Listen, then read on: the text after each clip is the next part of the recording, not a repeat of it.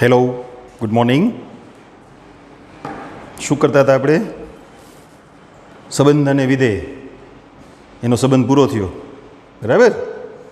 હવે second chapter, ત્રિકોણમિતીય પ્રતિવિધેયો.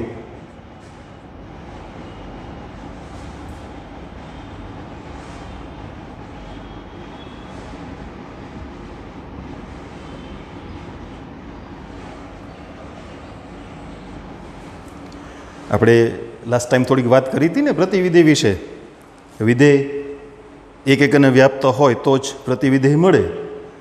પણ આપણી પાસે જે 6 ત્રિકોણમિતીય વિધેયો છે એમાંથી એક પણ વિધેય એક તો નથી જ, બરાબર ને.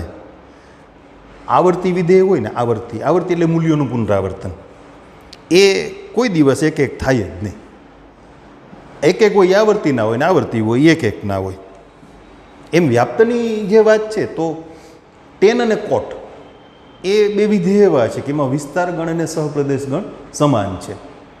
તો એ બંને એના સહપ્રદેશ ગણ પર વ્યાપ્ત છે. પણ સાઇન, કોસ, સેક કે કોસેક, 6 ત્રિકોણમિતીય વિધેયના સહપ્રદેશ ગણ એ તો આર જ છે. હવે ટેન અને કોટનો વિસ્તાર પણ આર છે, એટલે એ વ્યાપ્ત થઈ ગયા. પણ મેં તમને જે યાદી કરી ને, સાઇન, કોસ, સેક અને કોસેક, એના વિસ્તાર ગણ આર નથી, આરના ઉપગણ છે, આર નથી, તો એ વ્યાપ્ત પણ નથી. આ 6 ને આપણે એક અને વ્યાપ્ત થાય એ રીતે વ્યાખ્યાયિત કરવાના છે. તમે જુઓ, OLSTC પ્રમાણે આપણે સાઇન વિધેયને પેલા ધ્યાનમાં લઈએ. પહેલા ચરણમાં સાઇનનું મૂલ્ય ધન, બીજા ચરણમાંય ધન. એટલે પહેલા ચરણનો ખૂણો થીટા હોય તો બીજા ચરણનો ખૂણો એટલે પાઈ માઇનસ થીટા અથવા π/2 પ્લસ થીટા, તો એનું પણ સાઇન વિધેય દ્વારા મૂલ્ય ધન જ આવે. અને તમે આ સૂત્ર પણ જાણો છો ને, sine of pi minus theta બરાબર સાઇન થીટા. થીટા પ્રથમ ચરણમાં હોય એટલે પાઈ માઇનસ થીટા બીજા ચરણમાં આવે. પણ sine of pi minus theta અને સાઇન થીટા સમાન છે. બે જુદી જુદી સંખ્યાના પ્રતિબિંબ સમાન છે. થીટા અને પાઈ માઇનસ થીટા બે જુદી સંખ્યા છે અને એના સાઇન વિધેય દ્વારા પ્રતિબિંબ સમાન છે, એટલે વિધેય એક નથી. સાવ ટૂંકમાં કહીએ તો પહેલા ચરણમાં મૂલ્યો ધન હોય ને બીજા ચરણમાં ધન હોય એટલે મૂલ્યોનું પુનરાવર્તન તો થાય જ ને. વધતું ઘટતું વિધેય તમે યાદ કરો, આપણે એ રીતે પણ સમજી શકીએ. તમને એકમ વર્તુળ પરનું એ બિંદુ યાદ હશે, વર્તુળનું એક અક્ષ સાથેનું જે છેદબિંદુ હતું એ બિંદુ. આ એ બિંદુના યામ શું હતા? 1 0. બી બિંદુ 0 1, એ ડેશ -1 0 અને બી ડેશ 0 -1. 0 થી શરૂ કરીએ તો 0, π/2, પાઈ, 3π/2, 2π. આમ ઊંધા ચાલીએ, -π/2, -π, -3π/2, -2π વગેરે, બરાબર ને. તો અહીંયા સાઇનના મૂલ્યો ધન છે તો અહીંયા ધન છે, એટલે અહીંયા શું થાય ખબર છે?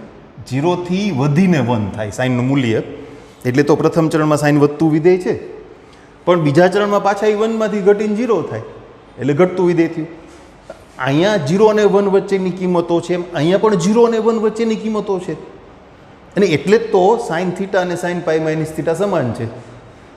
તો જ્યારે પહેલું અને બીજું ચરણ બંને એકસાથે એના પ્રદેશગણમાં રહેશે, સાઇન વિધેયનો પ્રદેશગણ તો આર છે ને, પહેલું અને બીજું ચરણ જ્યાં સુધી બે ભેગા એના પ્રદેશગણમાં હાજર રહેશે ત્યાં સુધી વિધેય એક નહીં થાય. અને એ જ મુશ્કેલી આવવાની ત્રીજા ચોથા ચરણની. ત્રીજું અને ચોથું ચરણ ભેગા રહેશે ત્યાં સુધી સાઇન વિધેય એક નહીં થાય. શું કામ? એ બેયમાં મૂલ્ય ઋણ. ત્રીજામાં ઋણ, -1 અને 0 ની વચ્ચે, -1 અને 0 ની વચ્ચે, એટલે પુનરાવર્તિત થાય કિંમતો. તો આપણે સાઇન વિધેયના પ્રદેશ ગણ તરીકે એવી વાસ્તવિક સંખ્યાઓનો એક ગણ બનાવીએ જે આરનો ઉપગણ હોય, કે જે ચોથું અને પહેલું ચરણ રજૂ કરે અથવા બીજું અને ત્રીજું. ચોથું અને પહેલું અથવા બીજું અને ત્રીજું કારણ કે ચોથા અને પહેલા ચરણમાં સાઇનના મૂલ્યો પુનરાવર્તિત ન થાય. ચોથા ચરણમાં સાઇન ઋણ હોય, પહેલામાં ધન હોય. બીજા ત્રીજામાં પણ પુનરાવર્તન ન થાય, કારણ કે બીજામાં ધન હોય અને ત્રીજામાં ઋણ હોય. તો એવા અંતરાલ બનાવીએ આરના ઉપગણ તરીકે. બરાબર? જો આપણે અત્યારે લખ્યું છે એ પ્રમાણે હું એક તો -π/2 થી π/2, એટલે આ ચોથું પહેલું ચરણ થયું. -π/2 થી π/2. પછી આગળ ચાલો તો π/2 થી 3π/2, એટલે બીજું ત્રીજું ચરણ થયું. હવે આપણને એકમ વર્તુળની જરૂર નહીં પડે, આપણે એમને એમ લખી શકશું. બરાબર ને? 3π/2 થી 5π/2, 5π/2 થી 7π/2, આમ અનંત સુધી. અને આ બાજુ -3π/2 થી -π/2,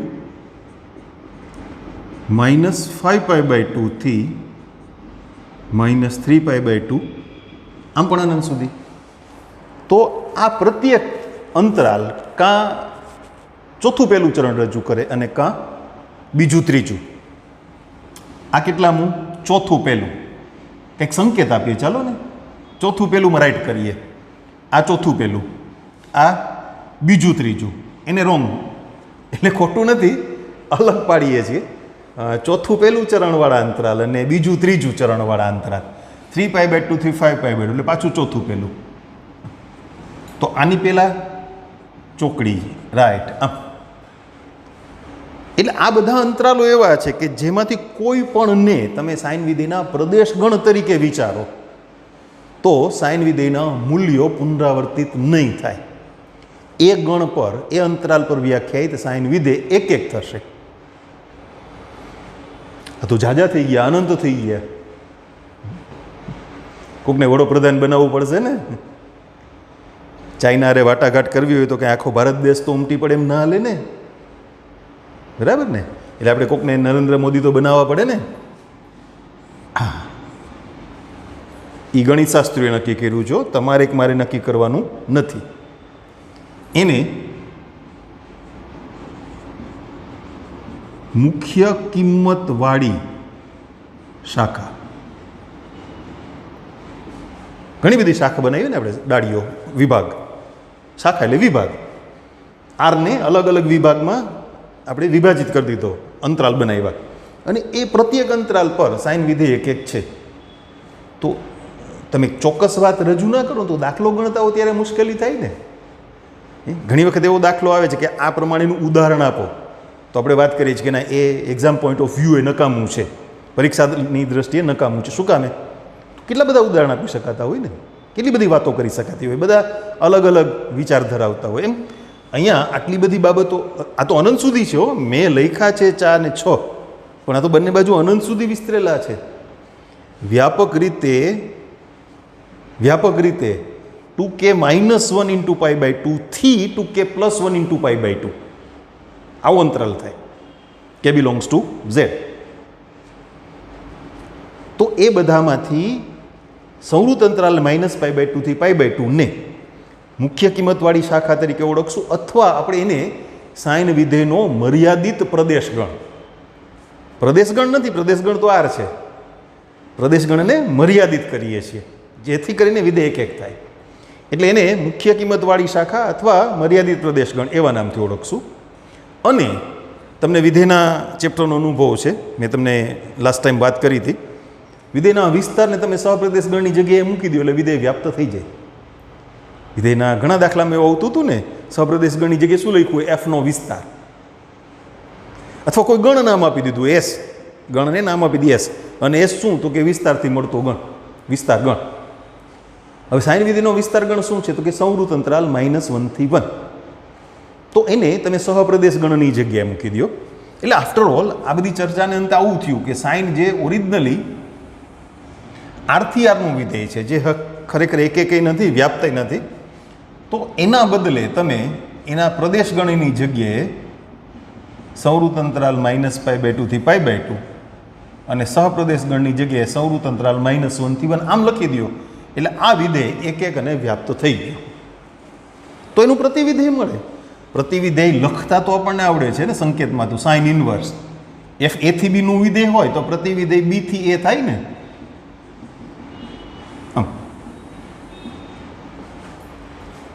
વાત બરાબર સમજાણી? આમાંથી તમારે યાદ રાખવાનું કેટલું? એ આટલું.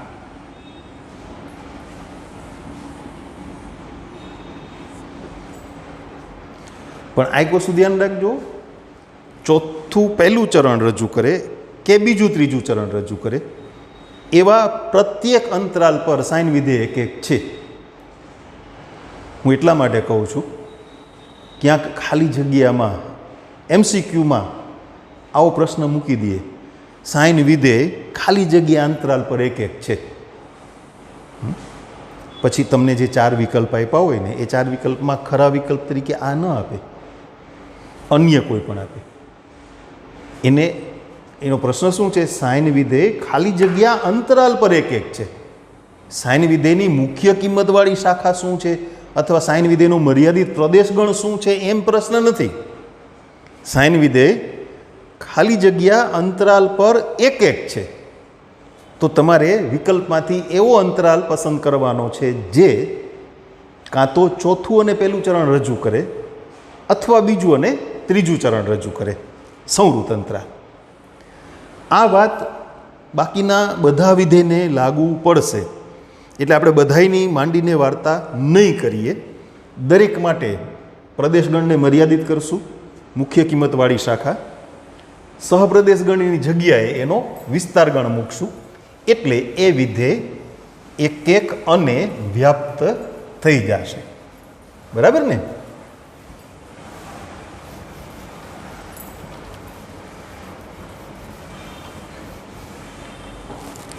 ચલો એની એક યાદી બનાવી લઈએ. વિધેય 6 વિધેયની યાદી કરશું.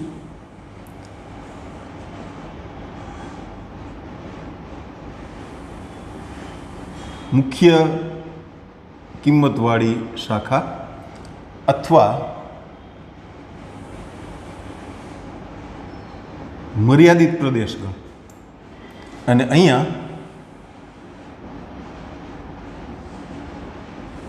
સહપ્રદેશગણ તરીકે શું મૂકવાના છીએ? વિધેયનો વિસ્તાર ગણ, સાઇન. એનો મર્યાદિત પ્રદેશગણ અથવા મુખ્ય કિંમતવાળી શાખા એટલે સંવૃત અંતરાલ -π/2 થી π/2. અને અહીંયા મૂકશું આપણે વિસ્તાર ગણ. હવે એની જેમ કોષ વિધેય માટે મર્યાદિત પ્રદેશગણ 0 થી π. પહેલા ચરણમાં કોષનું મૂલ્ય ધન, બીજામાં ઋણ, ત્રીજામાં ઋણ, ચોથામાં ધન. એટલે એવો અંતરાલ કે જે કાં તો પહેલું બીજું ચરણ રજૂ કરે અથવા ત્રીજું ચોથું. એનો વિસ્તાર તમે જાણો છો, સંવૃત અંતરાલ -1 થી 1. પછી આવશે tan વિધેય. tan માટે વિવૃત અંતરાલ -π/2 થી π/2. ચોથું પહેલું ચરણ જ રાખવાનું છે, કારણ કે ચોથામાં ઋણ, પહેલામાં ધન, બીજામાં ઋણ, ત્રીજામાં ધન. એટલે કાં બીજું ત્રીજું ચરણ આવે ને કાં ચોથું પહેલું. પણ π/2ના ગુણાંકની કોઈ પણ સંખ્યા છે ને એ પાછી tan વિધેયના પ્રદેશગણમાં નથી. અથવા બીજા શબ્દોમાં કહીએ તો 2k + 1 × π/2 નું tan વિધેય દ્વારા પ્રતિબિંબ નથી મળતું, અવ્યાખ્યાયિત છે. tan π/2, tan -π/2 વ્યાખ્યાયિત નથી, એટલે બાદ થઈ ગયા. એનો વિસ્તાર ગણ R છે, સહપ્રદેશ ગણે જો કે R જ છે. કોટ વિધેય બિલકુલ ટેનની જેમ જ 0 ને π બાદ કરવા પડે, કારણ કે કોટ 0 અને કોટ π વ્યાખ્યાયિત નથી. R.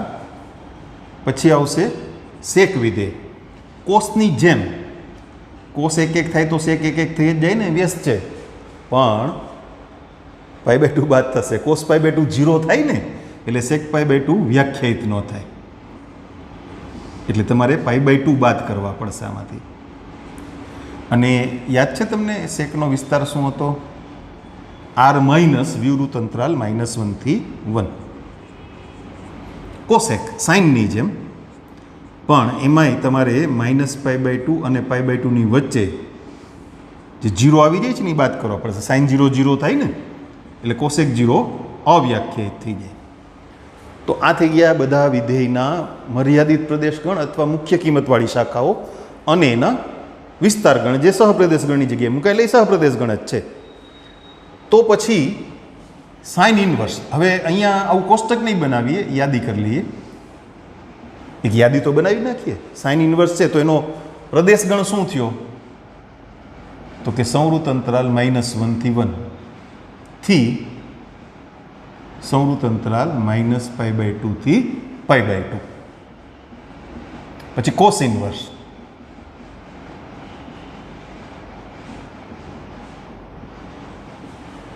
એમાં કાંઈ નવું નથી કરતા, આ ક્રમ ઉલટાવીએ છીએ. પ્રતિવિધ એફ એ થી બીનું વિધેય હોય તો એફ ઇનવર્સ બી થી એ થાય ને. હા, બસ એટલું જ કરીએ છીએ, બીજું કાંઈ નવું નથી કરતા આપણે. ટેન ઇનવર્સ આર થી વિવૃત અંતરાલ -π/2 થી π/2. કોટ ઇનવર્સ R2 વિવૃત 0 થી π.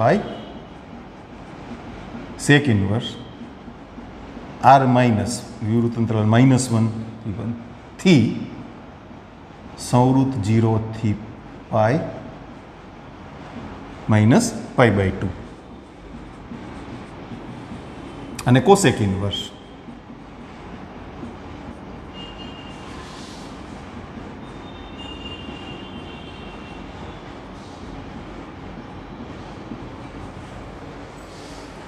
વિધેય અને એનું પ્રતિવિધેય, એનું સંયોજન એ હંમેશા તદેવ વિધેય થાય છે, એ તમે જાણો છો. પણ અહીંયા કેટલીક શરતો લાગશે હો. આ પણ યાદ રાખવાનું છે. આ યાદ રાખો, દયા રાખો, યાદ રાખવાની દયા રાખો એમ. ઓલું એક વોટ્સએપમાં આવું એક મેં વાંચ્યું હતું. રામને વનવાસ જાહેર થયો એટલે સવારે કેટલા વાગે વનમાં જવા માટે ઘરેથી નીકળાતા એવું એક ટીચરે છોકરાને પૂછ્યું ક્લાસમાં. તો છોકરો કે 9:15 વાગે. વાહ, તને ક્યાંથી ખબર પડી? એ કે વનવાસનું ઊંધું કરો ને એટલે 9:15 થાય એમ. એટલે યાદ રાખવાની દયા રાખજો. કોઈ પણ વિધેય અને એનું પ્રતિવિધેય, એનું સંયોજન એ હંમેશા તદેવ વિધેય થાય ને, એ સાચી વાત છે. પણ અહીંયા કાયમ માટે સાચું નહીં રહે. Sine of sine inverse x બરાબર એક્સ થાય જો એક્સ છે ને એ સાઇન વિધેયના સાઇન ઇનવર્સના પ્રદેશગણમાં હોય. આના બરાબર એક્સ, પણ ક્યારે? એક્સ છે એ સંવૃત અંતરાલ -1 થી 1 હોય. અથવા એને તમે માનાંકની મદદથી લખો ને, માનાંક X less than or equal to 1. અસમતાથી લખવું છે, ઓકે લખી દઈએ. ચલો ભાઈ, -1 less than or equal to X less than or equal to 1 એમ. હવે રિપીટ થશે ત્યાં 3 સંકેત નહીં આપવું. તમારે એટલો પ્રયત્ન કરવાનો, એટલો દાખલો કરવાનો, બરાબર ને? પછી 10 ઓફ 10 ઇન્વર્સ એક્સ બરાબર એક્સ. તો શું આવશે? એક્સ બિલોંગ્સ ટુ આર, કારણ કે 10 ઇન્વર્સનો પ્રદેશ ગણ આર છે ને. એમ કોટ કાઉન્સમાં કોટ ઇન્વર્સ એક્સ બરાબર એક્સ જો એક્સ બિલોંગ્સ ટુ આર. પછી sec of sec inverse X equal to X જો X belongs to R minus વિવૃત અંતરાલ -1 થી 1, અથવા માનાંકથી લખવું હોય તો માનાંક X greater than or equal to 1, અથવા અસમતાથી લખવું હોય તો X less than or equal to -1, X greater than or equal to 1. એક્સની કિંમત -1 કે તેથી નાની, 1 કે તેથી મોટી, -1 અને 1 વચ્ચેની કિંમતો બાદ થઈ છે. અને cosec of cosec inverse X equal to x. હવે એક જ વખત લખી દઈશું, બીજા તમે લખી નાખજો, એટલી તસદી લેજો. પહેલાં વિધેય ને પછી પ્રતિવિધેય હતું ને, હવે ક્રમ ઉલટાવીએ. એ પણ જરૂરી છે, ખાસ જરૂરી છે. તો sign inverse of sine x કાયમ માટે કોઈ પણ સંખ્યા માટે ના થયો. સાઇન ઇન્વર્સ કાઉન્સમાં સાઇન 3π/2 તો 3π/2 ના થાય. એ એક્સ ક્યાં હોવો જોઈએ? સાઇન વિધેયના મર્યાદિત પ્રદેશમાં, તો જ પ્રતિવિધેય વ્યાખ્યાયિત થયું હોય ને, નકર તો પ્રતિવિધેય ના મળે. એટલે અહીંયા એક્સ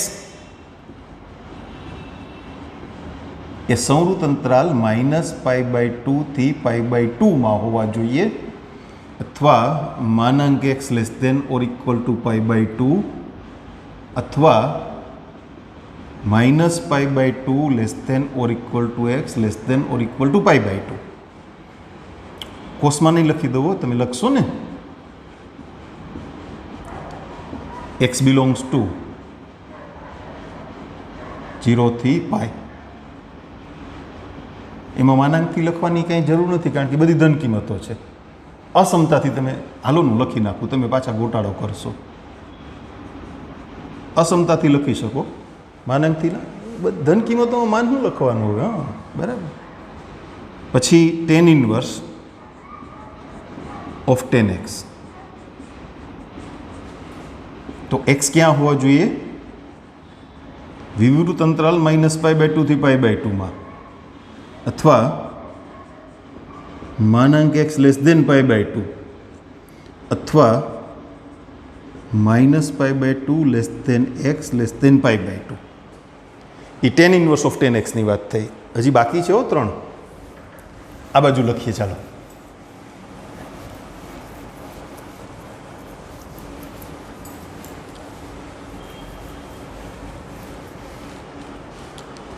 કોટ ઇન્વર્સ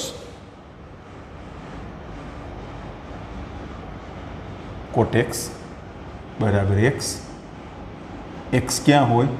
વિવૃત અંતરાળ 0 થી π માં. ત્યાં પણ માનાંક નહીં આવે. Sec inverse of sec x બરાબર x.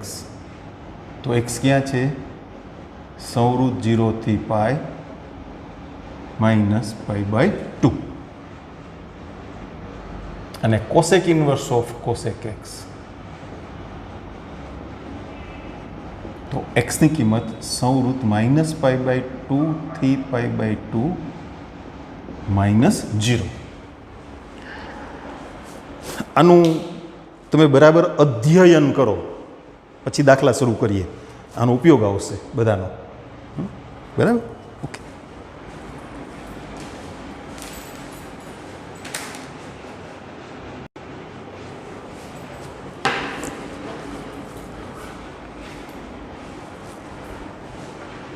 આખી યાદી એક બનાવી હતી, યાદ રાખી લીધી બરાબર. ચાલો, હવે આપણો બ્રેક પૂરો થયો. સિરિયલમાં આવે ને એડનો બ્રેક, એમ બ્રેક આવ્યો હતો. એ સૂત્રો યાદ કરવા માટે હતો. હવે થોડોક ટેક્સ્ટબુકનો ક્રમ આડાવડો કરીએ છીએ. સ્વાધ્યાય પછી જે સૂત્રો આવે છે એમાંથી એક યાદી આપણે આગળ ઉપાડી લઈએ છીએ, આપણી વાતને સરળ બનાવવા માટે, દાખલાઓની ગણતરી સરળ બનાવવા માટે. અને એને આપણે ટેક્સ્ટબુકમાં તો કાંઈ નામ નથી આપ્યું, પણ એ સૂત્રોના સમૂહને આપણે ઓળખાણ આપીએ છીએ. આપણે એને કહેશું વિરોધી સંખ્યાના સૂત્રો. વિરોધી સંખ્યાના સૂત્રો એ કોના જેવું છે? આમ તમે જસ્ટ કમ્પેર કરવું હોય તો યુગ્મ અને અયુગ્મ વિધેયની વાત આવતી હતી ને, એના જેવું. સાઇન અયુગ્મ છે એટલે સાઇન ઓફ -θ બરાબર -sin θ. કોસ છે યુગ્મ વિધેય છે, આના જેવું. પણ અહીંયા યુગ્મ અયુગ્મની વાત નથી. યાદ રાખવા માટે એક સરળ પદ્ધતિ હું તમને કહું, પણ એ પહેલાં એક બીજી વાત કહી દઉં. આખા ચેપ્ટર દરમિયાન તમારો જે માસ્ટર પોઈન્ટ છે એ શું રહેશે? તો કે જે તે વિધેયના મર્યાદિત પ્રદેશગણ અથવા મુખ્ય કિંમતવાળી શાખા. એ જો બરાબર ધ્યાનમાં હશે તો બધું સહેલું છે. એટલે ખાસ એને યાદ રાખજો. 6 વિધેયના મર્યાદિત પ્રદેશગણ અથવા મુખ્ય કિંમતવાળી શાખા, એને ખાસ યાદ રાખજો. હું તમને જે કહું છું ને અહીંયા યાદ રાખવાની તમને એક પદ્ધતિ કહું, એ પણ એના ઉપર જ ડિપેન્ડ કરે છે. તમે જુઓ જે બધા વિધેયના મર્યાદિત પ્રદેશગણમાં ક્યાંક અક્ષો પરની કિંમતોનો સમાવેશ થાય છે. અક્ષો પરની કિંમતો એટલે કે 0, π/2, π, -π/2, આ બધી. ક્યાંક વિવૃત અંતરાલ હોય તો એનો સમાવેશ નહોતો થતો. એટલે આપણે આમ શાર્પ ગણિતની ભાષામાં વાત ના કરીએ, આપણી ભાષામાં વાત કરીએ. એ બધા જે મર્યાદિત પ્રદેશગણ છે એને તમે નોટમાં લખી અને પછી ધ્યાનથી જોજો. કાં ચોથું પહેલું ચરણ છે, કાં પહેલું બીજું ચરણ છે, ત્રીજું ચરણ ક્યાંય નથી. જે અંતરાલો લખ્યા છે ને આપણે મર્યાદિત પ્રદેશગણ તરીકે, એમાં ત્રીજું ચરણ ક્યાંય નથી, ચોથું પહેલું અથવા પહેલું બીજું. તો આ વિરોધી સંખ્યાના સૂત્રો એટલે સાઇન ઇન્વર્સ ઓફ -x શું થાય, આવું બધા માટે. તો એના માટે આવું યાદ રાખીએ આપણે, જે વિધેયના મર્યાદિત પ્રદેશગણમાં ચોથું ચરણ આવતું હોય, પહેલું ચરણ તો બધે આવે, પહેલું ચરણ બધા વિધેયના મર્યાદિત પ્રદેશગણમાં આવે જ, ત્રીજું ચરણ એકેયમાં ના આવે. તો બાકી રહ્યા કોણ? ચોથું ને બીજું. ચોથું ચરણ આવે ને ત્યાં માઇનસ નિશાની બહાર આવે, અયુગ્મ જેવો ગુણધર્મ, અયુગ્મ નહીં, અયુગ્મ જેવો ગુણધર્મ. હા, અને જ્યાં બીજું ચરણ હોય, બીજું મર્યાદિત પ્રદેશગણમાં પહેલાની સાથે બીજું ચરણ હોય તો પાઈ માઇનસ. એટલે હું સમજાવું તમને, sign inverse of -x, sign inverse of -x તો માઇનસ સાઇન ઇન્વર્સ x. સાઇનના મર્યાદિત પ્રદેશગણમાં મુખ્ય કિંમતવાળી શાખામાં ચોથું ચરણ આવ્યું ને, પણ કોષમાં ચોથું નહીં આવે, પહેલાની યારે બીજું ચરણ આવશે. તો કોસ ઇન્વર્સ ઓફ -x તો એ થશે પાઈ માઇનસ કોસ ઇન્વર્સ x. પછી ટેન વિધેયની વાત આવે તો એમાં પાછું ચોથું ચરણ આવે એટલે -tan ઇન્વર્સ x. પછી કોટ ઇન્વર્સની વાત આવે તો એમાં પહેલાની સાથે બીજું ચરણ આવે તો પાઈ માઇનસ. આપણા ક્રમમાં આપણે યાદી બનાવી છે એમાં પછી સેક ઇન્વર્સ આવ્યું ને, તો એમાંય ચોથું પહેલું ચરણ, પહેલું બીજું ચરણ છે, જુઓ. એટલે પાઈ માઇનસ અને cosec inverse x, cosec inverse of -x. તો એમાં ચોથું ચરણ આવશે મર્યાદિત પહેલાની સાથે ચોથું, તો માઇનસ કોસેક ઇન્વર્સ x. આ યાદ રાખવાની પદ્ધતિ તમને કીધી. મર્યાદિત પ્રદેશગણમાં અથવા મુખ્ય કિંમતવાળી શાખા એમાં બધાયમાં પહેલું ચરણ કોમન, પહેલાની સાથે કાં બીજું કાં ચોથું. ચોથું આવે તો -12 કાઢવાના અને બીજું આવે તો પાઈ માઇનસ કરવાના. બરાબર? એટલે આટલા સૂત્રો તમારી યાદીમાં એડ કરો. ટેક્સ્ટબુકમાં સ્વાધ્યાય પછી છે, પણ આપણે એને સ્વાધ્યાય પહેલાં યાદીમાં લઈ લેવા છે, એને યાદ કરવા છે. બરાબર? એ કમ્પ્લીટ કરી નાખો એટલે આપણે નેક્સ્ટ લેક્ચરમાં દાખલાઓ શરૂ કરીએ. ખૂબ સહેલું ચેપ્ટર છે, ચિંતા ના કરશો.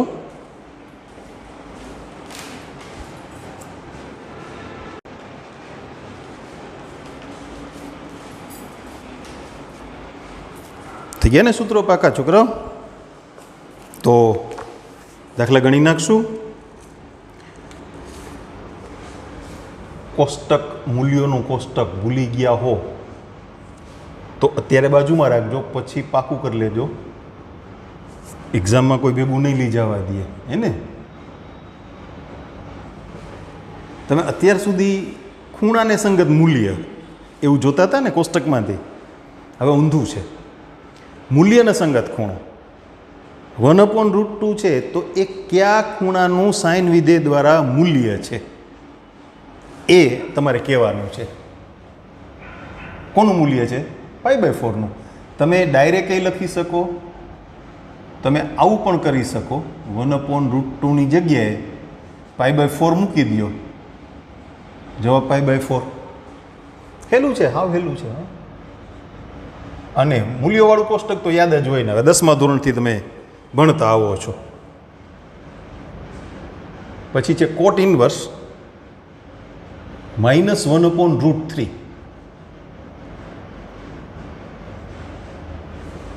કોટ ઇન્વર્સ માઇનસ એક્સ એટલે pi minus cot inverse X. કોટનું મૂલ્ય 1/√3 કયા ખૂણા માટે મળે? આવડે ને? π/3 માટે. તો પાઈ માઇનસ π/3 એટલે એનો જવાબ શું થયો? 2π/3 છે ને? સહેલું, બહુ સરળ છે. સ્વાધ્યાય 2.1 મુખ્ય કિંમત શોધો. મુખ્ય કિંમત શોધો એટલે મુખ્ય કિંમતવાળી જે શાખા છે ને, ટૂંકમાં મર્યાદિત પ્રદેશ ગણ, એમાંથી મૂલ્ય લખવાનું એમ. પહેલું છે sine inverse -1/2. Sign inverse of -x એટલે માઇનસ સાઇન ઇન્વર્સ x. 1/2 કોને સંગત હતા? π/6 ને સંગત. બરાબર ને? ઓકે. Cos inverse √3/2. તો આ તો સીધો જવાબ જ લખવાનો થશે, માઇનસ નિશાની નથી, ડાયરેક્ટ કોષ્ટકનું મૂલ્ય.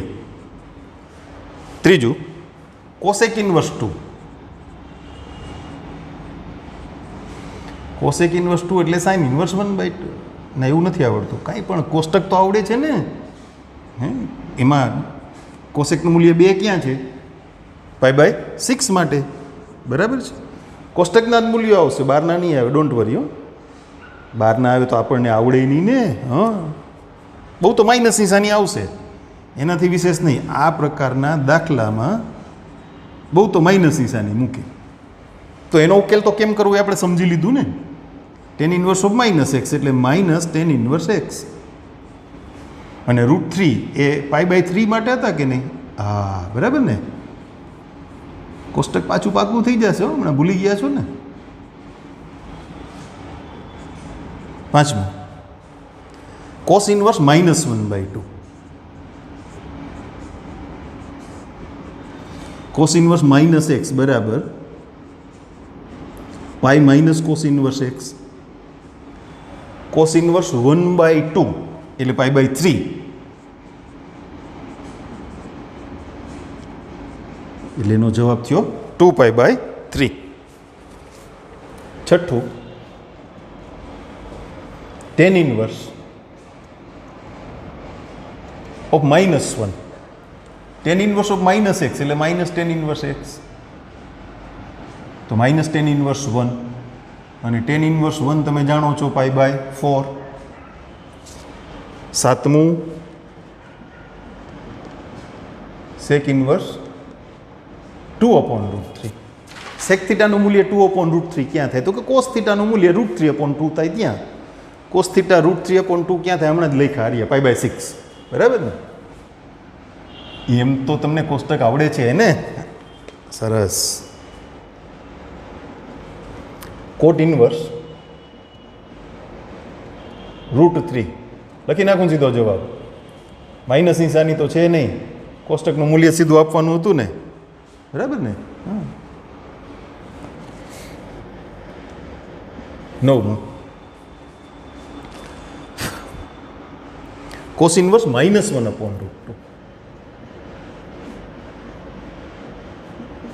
કોસ ઇન્વર્સ -x એટલે pi minus cos inverse x. 1/√2 તો એવું મૂલ્ય છે ને કે કોષ્ટક ના આવડતું હોય એને ઈ ખબર હોય ને. 1/√2 વાળું ખબર હોય. π/6 ને π/3 છે ને એ આડાવડા થાય કદાચ, આ ન થાય ક્યારેય. Cosec inverse -√2. હવે કોસેક ઇન્વર્સ ઓફ -x એટલે માઇનસ કોસેક ઇન્વર્સ x અને કોસેક ઇન્વર્સ √2 તો તમને ખબર છે ને, π/4. 11મો દાખલો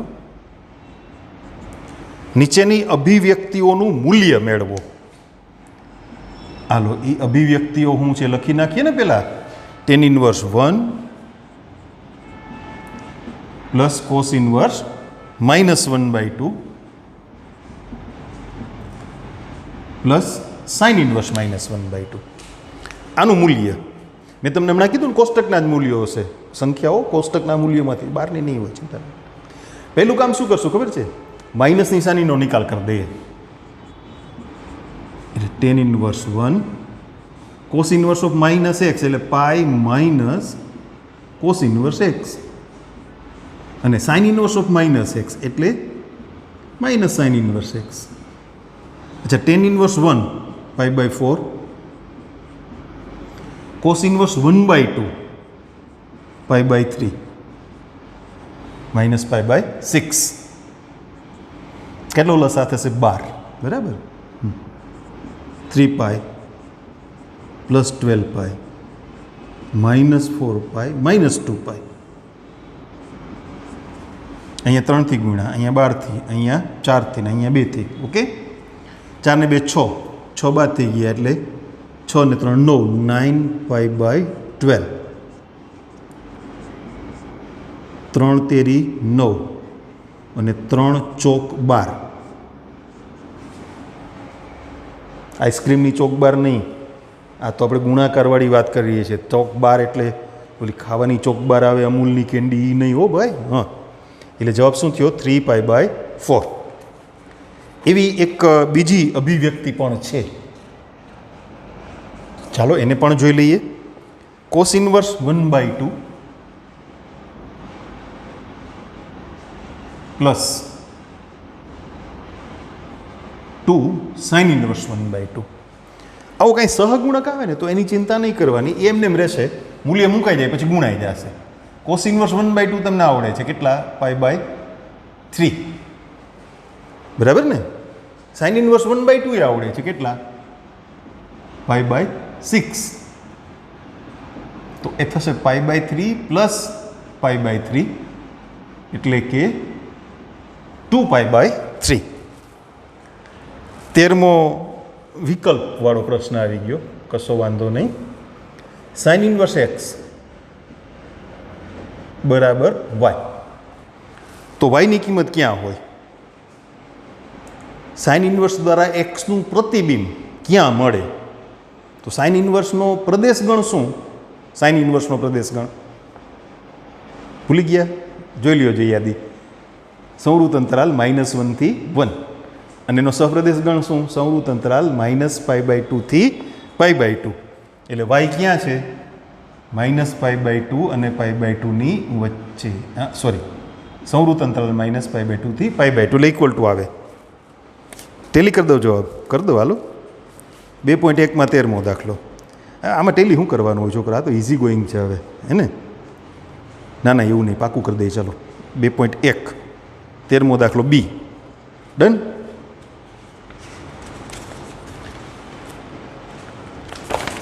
હજી એક દાખલો છે, ગણી નાખીએ. ચાલો 10 ઇન્વર્સ √3 માઇનસ સેક ઇન્વર્સ -2. આનું મૂલ્ય કેટલું? પેલા ઓલા માઇનસનું કંઈક કરી નાખીએ ને. સેક ઇન્વર્સ -x એટલે pi minus sec inverse x. 10 inverse √3 તમને આવડે છે પાઈ બાય 3. હું માઇનસથી ગુણી નાખું છું. Minus pi minus minus plus sec inverse 2 આવડે ને, કેટલા થાય? પાઈ બાય 3. 2 પાઈ બાય 3 માંથી પાઈ બાદ કરવાના ને, કેટલા વધ્યા? -π/3. આનો આન્સર બી.